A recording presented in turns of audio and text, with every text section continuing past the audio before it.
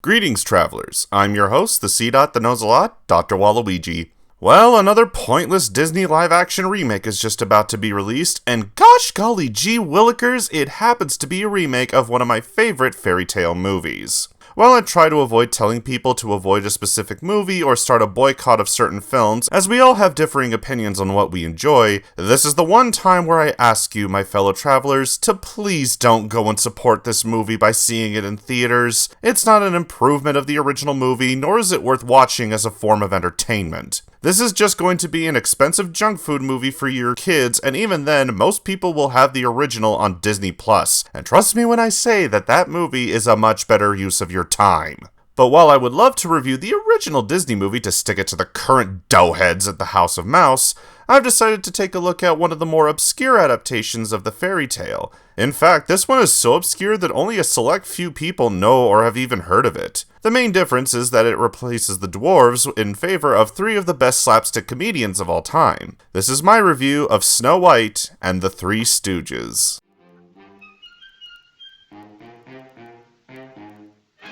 Okay, buckle up kids, cause we're going to be in for a long class of info dumping. For those of you out there that have no idea who these three are, the Three Stooges were a trio of slapstick comedians that were very popular in the 30s and 40s. While many people might not know them by name, they have affected our pop culture with many references, including the whoop whoop whoop whoop whoop whoop whoop sound that one of the Stooges named Curly makes. But they were slowly starting to lose their popularity around the 60s due to the changes in film, two of the original Stooges, Curly and Shemp, having passed away, as well as the current Stooges having to look for different studios as they were let go from Columbia Pictures. Which leads us to today's subject, with them being included in the story of Snow White. Originally, the film was set to be directed by Frank Tashlin on a small budget of $750,000, but he was replaced by Walter Lang as he had worked with the Stooges before. This movie was the first that the Stooges starred in that was made in color, as well as having one of the largest budgets to a film that the Stooges starred in. Sadly, despite the movie's large budget at $3.5 million, the movie was a box office flop, making back only $1.6 million. Critics at the time didn't hate the movie, nor did most of the fans, but due to the lack of slapstick humor and that it was clearly targeted more to kids than adults, most Stooge fans consider it the worst movie starring the Stooges, and Moe, the leader of the Stooges, himself even calling it a Technicolor mistake. I personally disagree with everyone else's opinion of this movie, as it's a cute, if silly adaptation of the Snow White story that has some surprisingly good fight choreography in it, which is weird to say for a film starring the Three Stooges.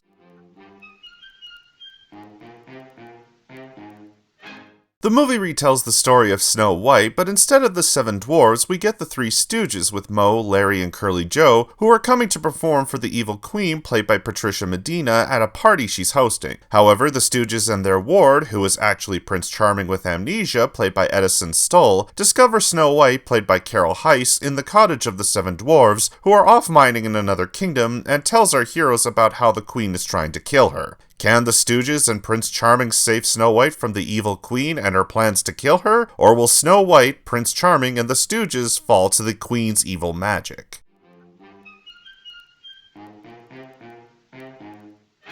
The cast for this movie does a pretty decent job with the roles they were given. I wouldn't say that a lot of them stand out compared to other movies of the decade, but you can tell that the actors put their all into this movie. Specifically, the actress they got for Prince Charming, who was a great choice to play the stoic hero by writing him in a way that's more realistic compared to something from Disney at the time, and the Queen's henchman, Count Olga, played by the puppet master himself, Guy Rolfe, who does a wonderful job playing this deliciously vile count that loves doing evil things despite being her lackey. I have to commend these actors for doing such a fine job, especially considering all of the behind-the-scenes trouble thanks to the two lead actresses. Yeah, for some reason, Carol Heiss and Patricia Medina hated each other, and they were always at each other's throats, to the point that Carol actively tried to get Patricia fired. It may have been due to the fact that because Carol wasn't an actress, that Patricia felt like she was going to take away some jobs from real actors that would have been better suited for the role, but that's just my theory.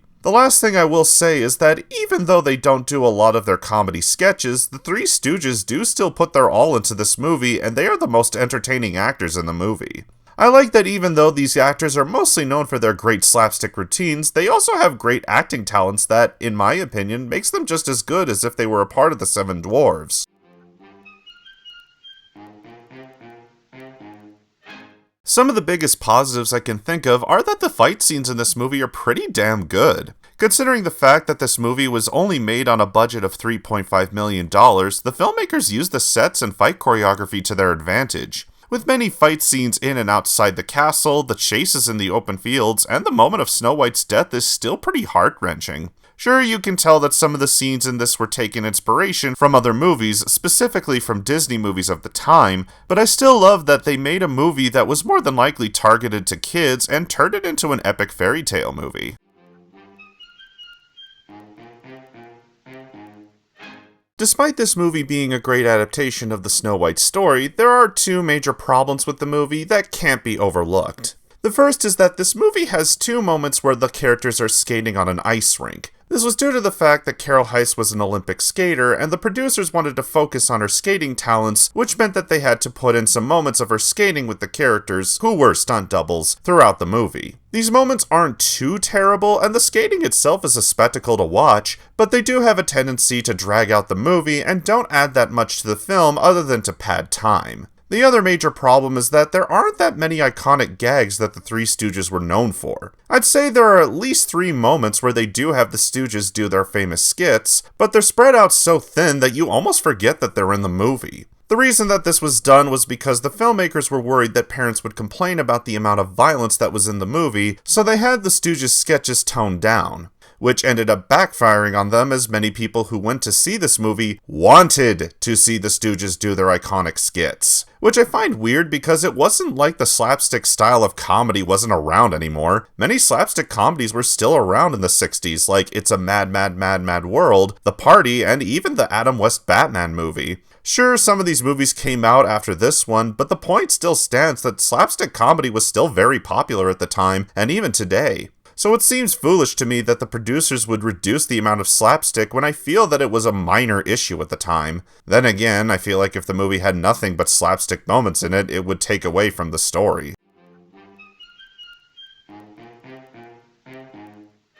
This movie is often seen as a flub in the history of the Stooges' filmography, and it's also not one many people would look at and say that it's a standout fairy tale movie compared to the others of the 60s. But I personally still love it for the amazing cast, the fun writing, and the great sword fighting and other action scenes throughout the movie. It may not be something like the Ten Commandments, but for what I was expecting, I think the movie does have a certain charm that makes it worth a watch. I give Snow White and the Three Stooges an 8 out of 10.